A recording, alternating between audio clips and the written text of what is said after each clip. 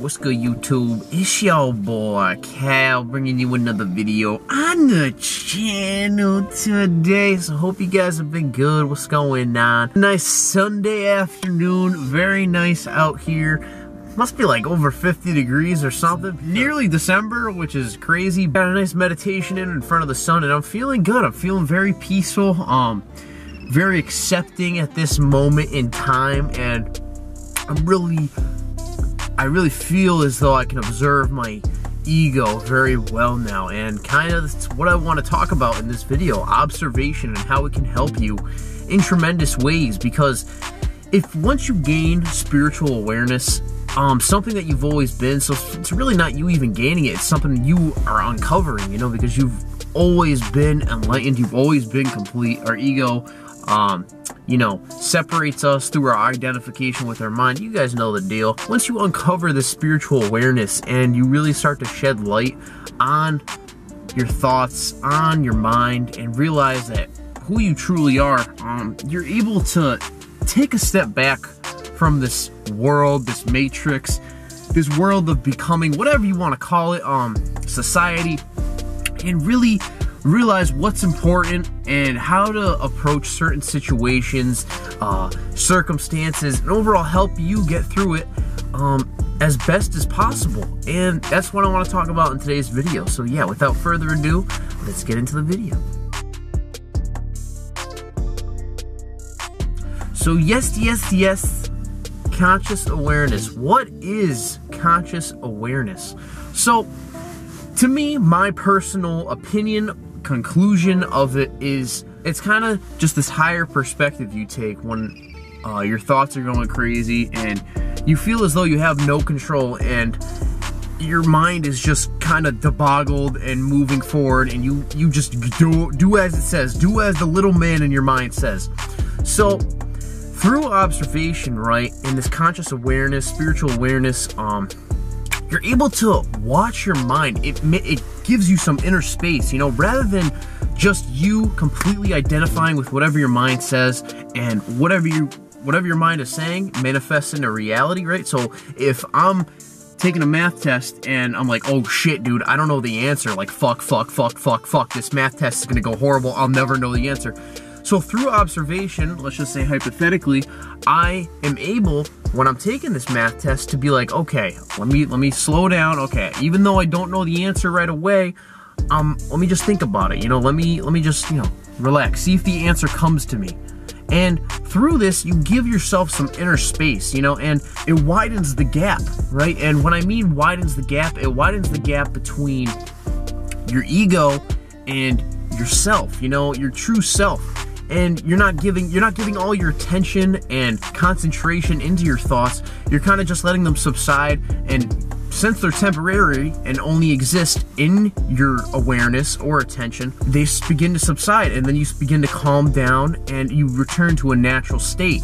And so through this conscious awareness, I myself have been able to maneuver situations, circumstances greatly. Like just the other day, I have this management project due tomorrow, and there's 5 people in my group. None of the people in my group have even touched the project. I am the only person working on the project, and it is so easy for me to like complain, be like, man, F this, I don't give a crap anymore. And that's what my mind was, that's what the little man in my head was telling me. He was like, dude, you don't deserve this. And even though it is justified for me to be angry, it is justified for me to be pissed off and whatever, I ultimately do not want that to dictate my reality. And so through my conscious awareness, I was able to take a step back, go to that higher perspective and be like, okay, let me just let this subside. Let's look at what's here, okay?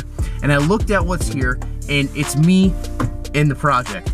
Now, I could either get pissed off and be like, okay, I'm not going to do this project because no one else is doing it, or I could step up and do the damn project. I took the safest route possible, even though the little man in my head loves separation and loves identification, and it wants me to be pissed off. It wants to dictate my reality throughout the rest of the day. I'll get to that in a minute. And I worked on the project. I got a good amount of it done, and it's nearly done by now. This project is a 5-person project, and I'm doing it by myself. I'm not saying that to toot my own horn or anything, but that's what I'm saying. The benefit is when you don't identify with your mind so much and you kind of just let it subside due to the fact it is temporary. Through this, right, you're able to be in the moment more, you're able to be more productive, you're able to perform whatever task you're doing at a higher level, right? So when your mind's not racing so much, when your mind's not going like boom, boom, boom, boom, boom, boom, boom, you're able to focus naturally. And because since your mind is a tool, right, our mind is meant to rationally think, constantly using your mind, right, and you're constantly coming with up these different perspectives, being like, oh crap, oh shit, oh fuck, you know, that's your mind going crazy, and your mind's using energy, your mind is being used up, and it's not going to be as fresh as when you use that conscious awareness and you take that higher perspective and you're like, okay, let me just observe my thoughts, right, and let's just see if it comes to me, you know, and the negativity, the bad, even though there is no good and bad, will subside, and I will focus on the task at hand. Another thing that's really good is when I was at work, right? I was at work and I was thinking about my management paper, and this has kind of happened to me throughout the week, and my mind naturally thinks of thoughts, and it's like, oh, what about that management paper? What about no one's helping? And I noticed it was starting to have an effect on me within that present moment. So I was there at work doing nothing, right? Because it was dead the day after Thanksgiving, just standing there, right? And out of nowhere, my mind shot this thought into my conscious awareness, and I identified with the thought without me even knowing it, right? So I made that connection, and I was like, okay. And I started to think about it more and more. And so through me thinking about it, about the past and about what the project future had to come, okay, I was like, oh crap, maybe I'll get a bad grade, maybe, since no one's helping me in the past, and the past and the future do not exist. The only thing that exists is now, right? So I was like, okay, this thing that I'm thinking about in the future is having a toll on me within the present moment. I'm thinking about something that's an illusion, and that illusion is taking me into the present moment with me at work. And I was able to gain that knowledge, gain that information through my conscious awareness. And it's really crazy because so much of society is just conditioned to be this way. A great deal of the Western world, and even the Eastern world, a great deal of the world automatically identifies with their thoughts about the future, about the past, and it dictates their now. And I even find myself being like, naturally thinking about the future, about the past, and not using my conscious awareness to observe that and just be in the now, because that's the only thing that's real. It's the only thing that's real. And it's crazy to me how I'd rather sit there in imagination, something that's not real, just be like, oh dude, that's so awesome, like I cannot wait till that happens. And then when it happens, I'm thinking about something else, you know what I mean? It's crazy to me because I need to recondition my mind to just be in the now. And that's exactly what I'm doing. That's exactly what I'm doing, baby. Through this conscious awareness, you're able to gain that observer perspective and take a step back. You're chilling, man. You're good. You're good. You're already complete. You're already everything you need, you know? You're not looking for anything. You're already complete. Your ego's looking for something. Your ego doesn't think you're complete. Your ego thinks you're separate, thinks you're better than everyone else. You know, that's just natural. That's how we've been conditioned.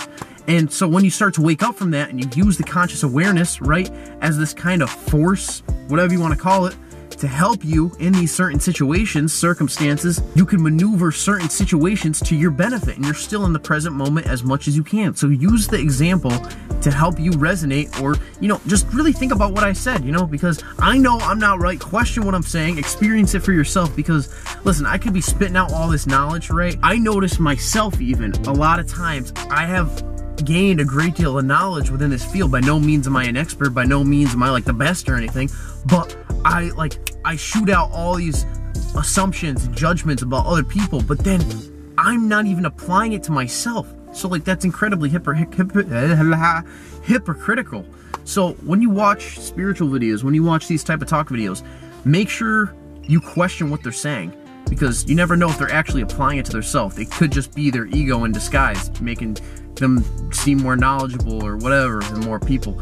So I mean, I'm really trying to apply this to myself, and it's great to understand it, but if I don't actually apply it, it means absolutely freaking nothing. I'm glad I shared this experience with you guys. Use your conscious awareness to your advantage. It is there for a reason, and you are already complete. Love you guys. Hope you have a great day. Love yourself, because I love you, baby.